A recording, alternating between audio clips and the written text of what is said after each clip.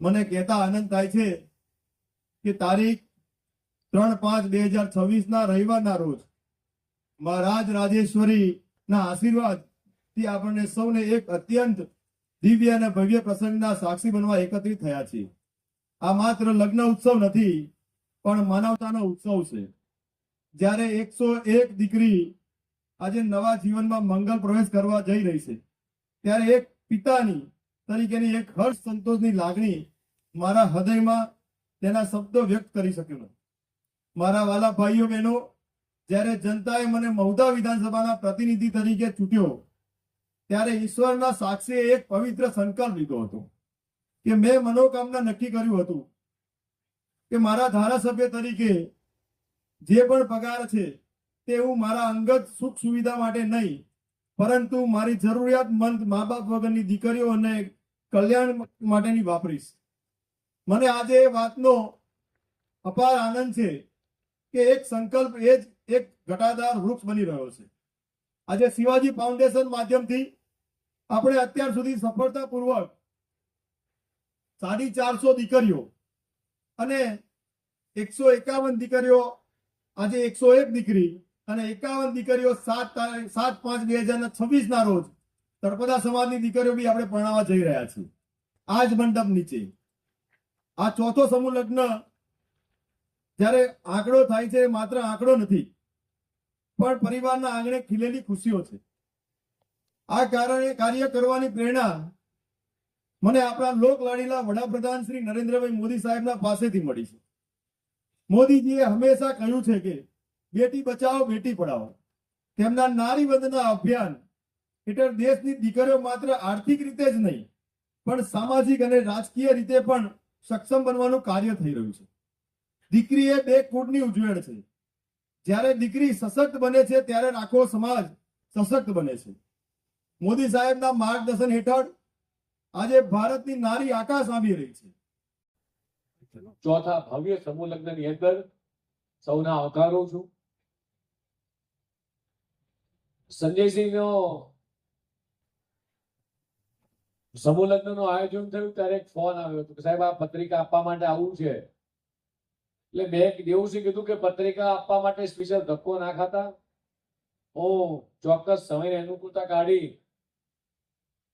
અને આ પવિત્ર કાર્યક્રમ જે કરી રહ્યા છો, જે દીકરીઓના જે દીકરીને મા બાપ વિહોણી દીકરીના લગ્ન કરી રહ્યા છો, આનાથી ખૂબ મોટું પુણ્યનું કામ કોઈ જ ના હોઈ શકે.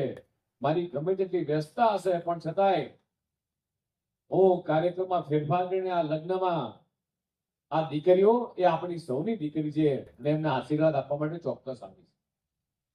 કાલે પણ સંજયસિંહ ચિંતા કરતા હતા કે સાહેબ તમે વ્યસ્ત છો, કદાચ અવાય ના અવાય, તો મને એક સંદેશો મોકલજો. સંજયસિંહ, હું પ્રોગ્રામ મારા ફેરફાર કર્યા છે, પણ આ દીકરીઓ એ મારી દીકરીઓ છે, આપણી સૌની દીકરી છે, મારે ચોક્કસ આશીર્વાદ માટે આવવું છે. એટલે આ તમામે નવ દંપતીઓને, નવ વિગોલોને આ 16 સંસ્કારમાંનો, ભારતીય સંસ્કૃતિના 16 સંસ્કારમાંનો એક સંસ્કાર એટલે પવિત્ર લગ્ન બંધન, સપ્તપદીના ફેરા, ચોરી થાય, માનવી સરસ જવારા ઉગે, ગણપતિ દાદાનું સ્થાપન થાય, દીકરીઓ હાથમાં મહેંદી મૂકે અને આ જિંદગીનો યાદગાર પ્રસંગ એક ભાઈ તરીકે સંજયસિંહ અને આખું શિવાજી ફાઉન્ડેશન કે આ મારી બહેન છે, મારી દીકરી છે, અને જેટલા પણ દાતાશ્રીઓ છે એમને પણ લાખ લાખ અભિનંદન આપવાનું મન થાય કે એમણે જે આખી આ વ્યવસ્થા ઉભી કરી છે. મને હમણાં સંજયસિંહ કહેતા સાહેબ તમામ વસ્તુઓ ઘર વખરીની અંદર જેટલી પણ વસ્તુ આવે, ચમચીથી લઈ કબાટ, ફ્રીજ, ટીવી, બધી જ વસ્તુ ઘરગથ્થું લઈને તમામ વસ્તુઓ ત્યાં સમૂહ લગ્નમાં દીકરીને જ્યારે સાસરે વળાઈએ ત્યારે આ કરિયાવરની અંદર તમે પરિકલ્પના તો કરો કે કેટલો મોટો વિચાર કે દીકરીના લગ્ન કરવા છે અને દીકરીને ખાલી હાથે નથી વળાવી. એને કપડા, લત્તા, દાગીના, સાડી, આ જે પણ ઘરવખરી આપી છે મિત્રો, આ તમામ દાતાશ્રીઓને મને અભિનંદન આપવાનું મન થાય કે પોતે કોઈ પણ વ્યક્તિ પોતે પોતાના માટે તો કમાઈ જાણે, પોતાના પરિવાર માટે કમાઈ જાણે, પણ કમાયા પછી જે પણ ધન સંપત્તિ દોલત જે વ્યક્તિએ ભેગી કરી હોય અને એને જીવનમાં આવા સત્કાર્યોમાં વાપરવાની હોય મિત્રો, આ ખૂબ મોટી બાબત છે. એટલે તમામ પરિવારને એ લાખ લાખ અભિનંદન આપવાનું મન થાય મિત્રો, લાખ લાખ અભિનંદન કે એમણે આ મા બાપ વગરની દીકરીના સમૂહ લગ્નની અંદર લગભગ આ ચોથો સમૂહ લગ્ન. મને સંજયજીને પૂછ્યું કે અત્યાર સુધીમાં 500 કરતા પણ વધારે આ દીકરીઓના સમૂહ લગ્ન કરાયા છે. અને અત્યારે જે મને કીધું એમ કે 3000 જેટલી મારી માતાઓ બહેનો જે સ્વયંસેવક બનીને આવી છે, ભજન મંડળની બહેનો એ સ્વયંસેવક બનીને આવી છે. આ નાની વસ્તુ નથી. અને જે દીકરીઓના લગ્ન થઈ ગયા છે એ દીકરીના ગામમાં જયારે જવાનું થાય ત્યારે અચૂક સંજયસિંહ કે દીકરીના સાર સંભાળો સમાચાર લાવું કે બેટા તું રાજી તો છે ને. એટલે માત્ર લગ્ન કરાવીને છૂટા થઈ જવું એવું નહીં, પણ એ દીકરીનું ધ્યાન પણ રાખવાનું. એટલે જેટલા પણ અહીંયા વરપક્ષ તરફથી જેટલા પણ દીકરા તરફથી જેટલા પણ આવ્યા છે એ લોકોને મારી વિનંતી છે, બે હાથ જોડીને વિનંતી છે કે એક દીકરી એ નાની મોટી પોતાના પિતાના ઘેર થઈ હોય અને જ્યારે દીકરી મોટી થતી જાય, ખોળામાં રમતી રમતી દીકરી મોટી થાય અને ત્યારથી મા બાપને ચિંતા હોય કે મારી દીકરી મોટી થઈ છે, એનું સારું ઘર મળે, સારું ભણે. અને ત્યારથી લઈને મા બાપ જ્યારે આ લગ્નનો પ્રસંગ આવે ત્યાં સુધી સતત એના મનમાં ચિંતા રહેતી હોય કે દીકરીને સારું ઘર મળે અને એનો સંસાર સાબો ચાલશે. અને ત્યારે તમામ વરપક્ષના મિત્રોને મારી નમ્ર અપીલ છે, વિનંતી છે કે આ દીકરી 18 વર્ષની થઈ, એના મા બાપના ઘરે સંપૂર્ણ રીતે સ્વતંત્રતાથી જીવી, ત્યાં મોટી થઈ, જે માટીમાં રમી હતી એ તમામ માટીની માંડીને ઘર ખોડ્યું બધું જ છોડી અને જ્યારે પારકાને પોતાના કરવા માટે આવે છે ત્યારે દીકરીને ધન્યવાદ આપવા જોઈએ કે કાલ સુધી મારું આ ઘર છે, મારું આ ખેતર છે, આ મારી વસ્તુ છે એમ કરીને જે મોટી થઈ હતી. આજે બધું જ જે મા બાપે અથવા સગાવાલા પરિવારના સદસ્યોએ જે સગપણ શોધ્યું છે એમના ભરોસે મિત્રો તમારા જેટલા પણ અહીંયા દીકરા જે લગ્નમાં આવ્યા છે તમારા ભરોસે દીકરાઓ, આ દીકરી એમનું પોતાનું ઘર તૂટી ગયું ઘર છોડી અને તમારા ભરોસે આવવાનું ત્યારે જેટલા પણ અહીંયા જે પણ લોકો જાનમાં આવ્યા છે એ મા બાપને મારી વિનંતી છે કે આ દીકરીને પોતાની કરીને રાખજો. એના જીવનમાં એના સંસારમાં કોઈ પણ પ્રકારની મુશ્કેલી ના આવે. ખૂબ લાડકોડથી દીકરી એના મા બાપના ઘરે ઉછરી હોય અને જ્યારે નવો સંસાર માંડવા જતું તો નાની મોટી કદાચ ભૂલ થાય તો પોતાની દીકરીની ભૂલ થઈ છે એમ કરીને એને એ ઘોડે બેસાડજો અને વહાલ કરજો.